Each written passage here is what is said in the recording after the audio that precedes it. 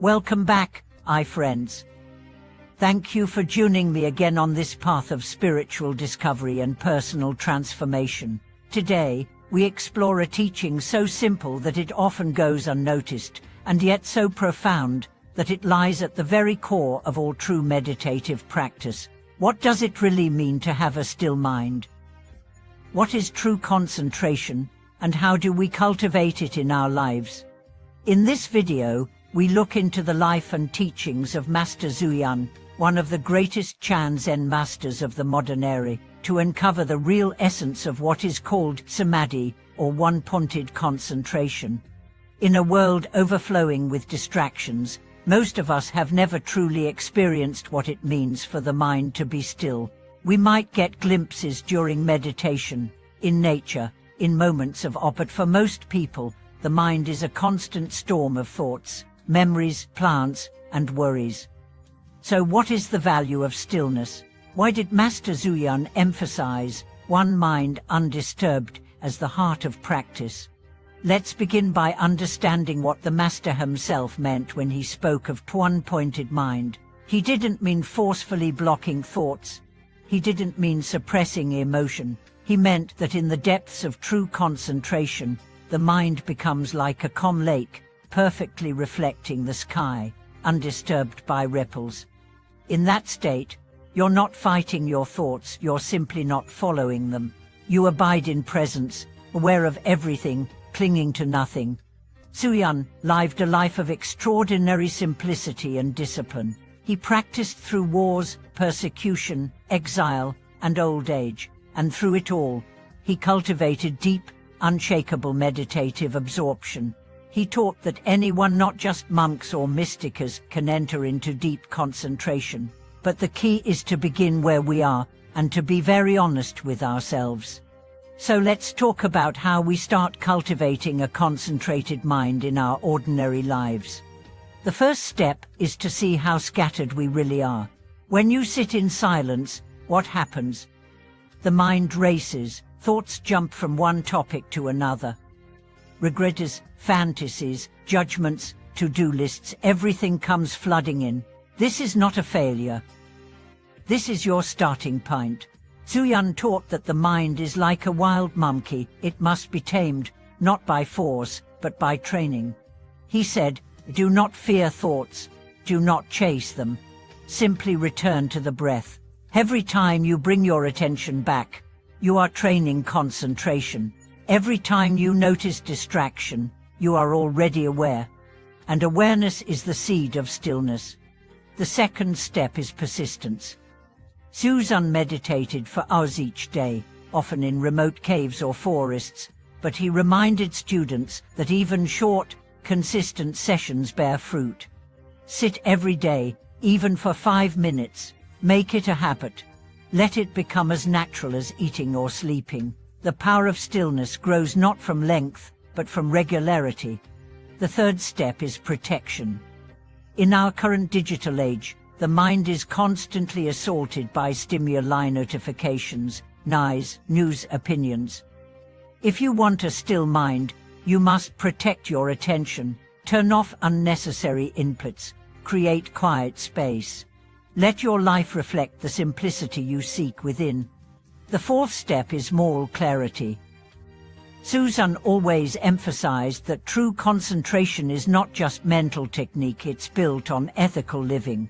Why? Because a guilty or confused conscience cannot settle. If you lie, cheat, or harm others, the mind remains agitated.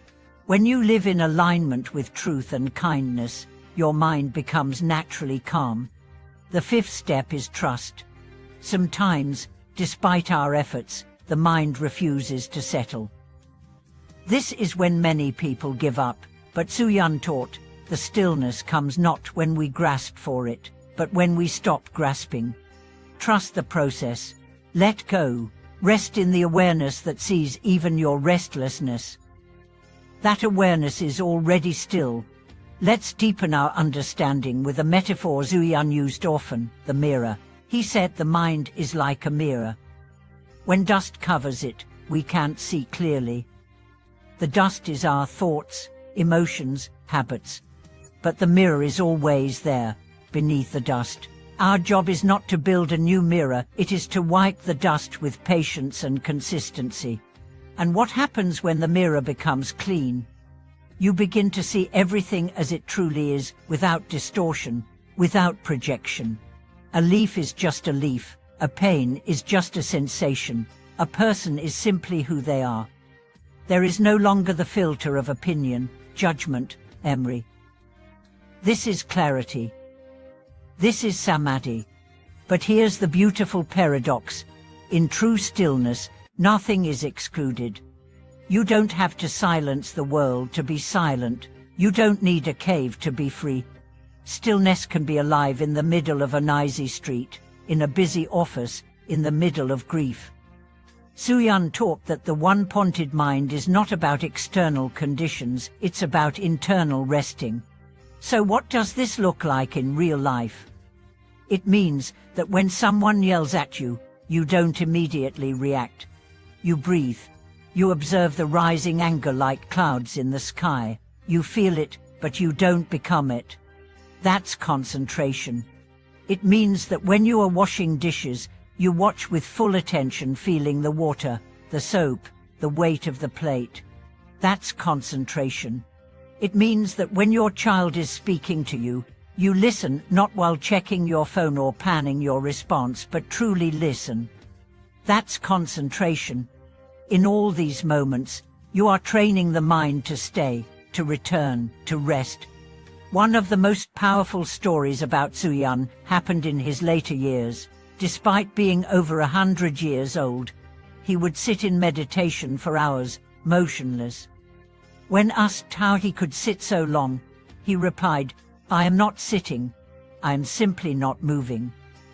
His body was still because his mind was still, and his mind was still because it had returned home. This is what he meant by unmind undisturbed. It is not repression, it is not numbness. It is deep aliveness, free from distraction, rooted in awareness. And here's the secret: you can begin today, right now. Close your eyes, feel your breath. Let the body soften, let the thoughts come, let them go. Rest in the awareness that sees it all. And then open your eyes, not just physically, but spiritually. Bring that awareness into every corner of your day. That is practice. That is the path. Thank you for watching this video. If Master Suyan's teachings have resonated with you, or if you've experienced moments of deep stillness in your life, I'd love to hear about it in the comments. Your stories are part of this shared journey. Please like this video, subscribe to the channel, and share it with others who may be searching for peace in the noisy world we live in. Together, let's remember that the stillness we seek is already here, waiting patiently beneath the surface of every thought, every emotion, every breath. Until next time, keep practicing, keep returning, and may your mind become as vast and still as the great sky.